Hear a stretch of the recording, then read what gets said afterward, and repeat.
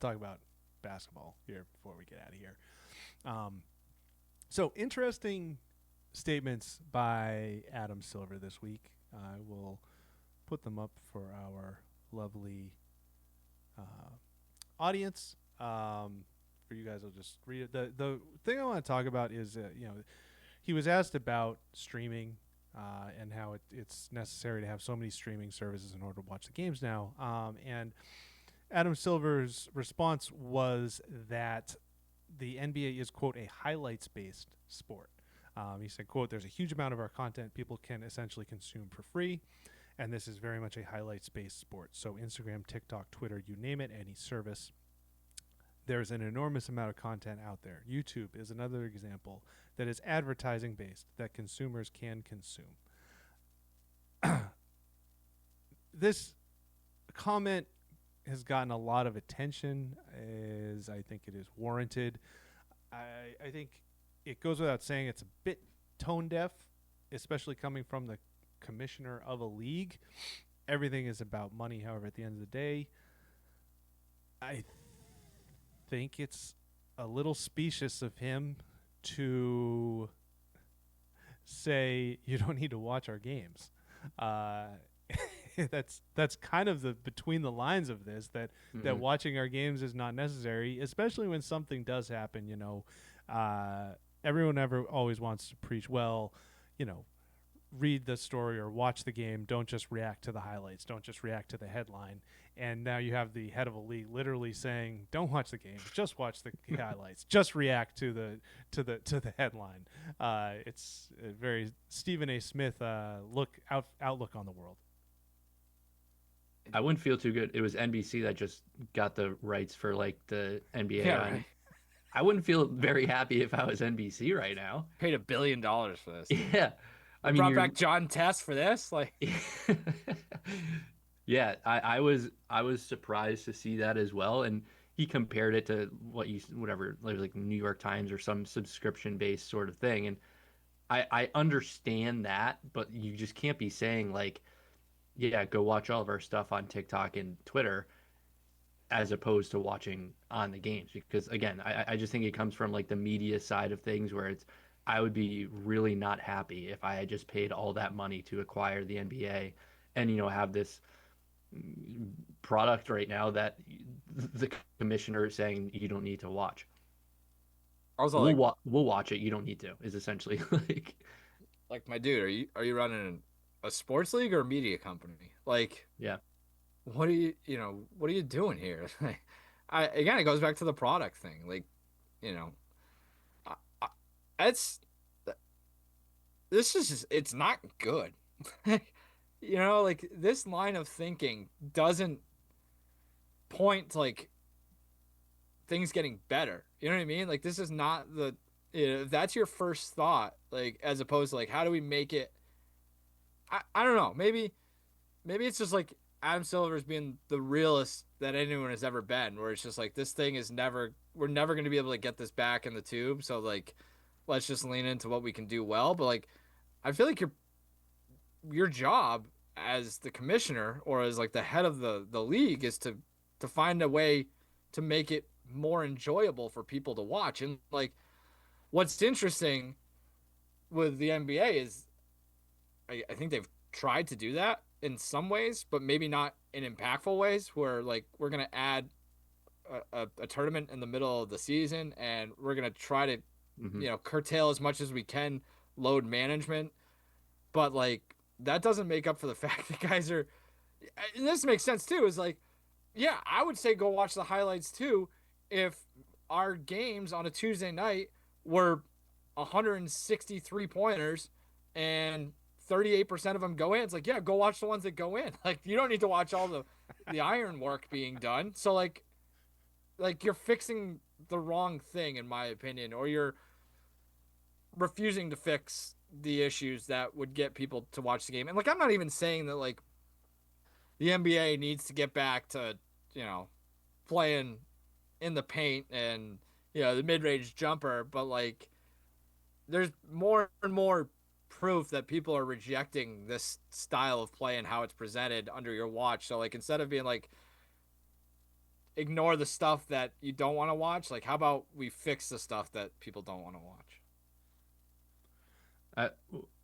What about like people going to games now too? Like, do you read into that and being like, So he's nobody, kind of, I don't think they don't care, yeah, right? Like leagues don't care about that anymore. Maybe that's a way too simple way of looking at it. I think like baseball cares a lot more than the NFL or the NBA, right? Like it's a bigger part of their thing. But like when media deals start with B's, hmm then who cares if people are going to the games, right? Like at the simplest level. For me, this is just another example of an ongoing thing with the NBA. They don't care about the. I mean, they're not alone in this in our society. They don't care about the middle class and the lower class of their fans. It's his comment really struck me as like, okay, you can't, well, don't be poor, and if you're poor, like go watch TikTok, and that and like you talk about going to games, like there's a huge different, like there's a line between the Celtics, the Knicks, and like everybody else in their cost of their games. You cannot go to a Knicks or a Celtics game, or even some other, like Chicago, unless you were making six figures a year. Like those are expensive tickets. And it's kind of thing is it's like, if you want to go to a Celtics game, don't be poor. Like that's kind of like their attitude with it, similar to Adam Silver.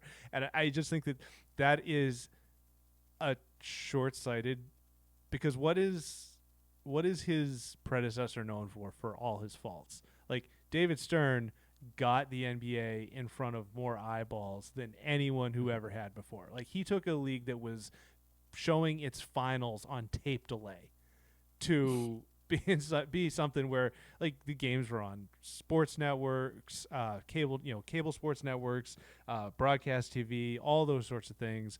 And Adam Silver is almost kind of like, in a way, like walking back that traditional line and trying to fill the space with the short form, the highlights based content. But that's just, it's so ephemeral, and it's not something that you can build a long-term dedicated fan base around the way you can build around getting your actual product, which is the games, in front of people. I was just gonna make that point. Like you said, it was short sighted. Like I was just about to say, there's a lack of foresight here because like sure, like 14 bajillion YouTube views, very cool. Go sell that, make a dickload of money off it. Great, you can turn all this revenue money or this media revenue back over to the owners. You've done your job. Great job. Sure, we're making money. Awesome. Like, what happens though when you raise a generation or two on just highlights? How does that, portend for the rest of the leagues, 20 years from now? Like, I don't, you know what I mean? Like, they go to an NBA game and someone hits a jump shot and they're like, wait a second, I thought this was all right, dunks. Like, do you guys, or no, they yeah. like, somebody scores, like, all right, I'm out of here. Like, yeah. it's like, no, man, like, we're going to play 48 minutes tonight. It's like, Yeah, oh, I okay. follow you on Instagram, and everything I see is either a behind the back pass or a dunk. What's this other thing that you're doing? It's a free throw. Yeah. What's up with these bounce passes? Like, I think that problem is not uniquely suited to the NBA either. And like, I guess that's kind of like the whole point of this entire podcast, right? Is like, how do we fix this now and for the long run? Like, there's not a lot of great answers, or there haven't been, at least from people who get paid to make those answers. It's just especially relevant for the NBA because just from the demographic audience info, it is the least affluent fan base. So like that's like, you're a golf guy. I almost think that it like this sort of thing coming from I don't know what the PGA Tour head is called, but like coming from someone who like heads up the golf, I would almost see this a little bit more because like you're talking to what's mostly an older, more affluent audience, and it's like, yeah, like if we want to stratify the majors, and if you can't afford to do that, whatever. But the NBA it's a young audience. It's of the four major sports, it's the lowest average income. This is not an audience that in my opinion, you can afford to say, well, just either pay for it or don't, or just watch it on Instagram. I was going to say the average income aspect about like that PGA Tour example too. And also a PGA Tour event, you're talking about, I don't know, from 7 to 7, like you're talking about like a 10 to 12 hour event each day for over a 4 day span. So I think that's a lot different as well as like, from a 2.5, 3 hour game. So like I could see it more coming from a PGA Tour Yeah, commissioner.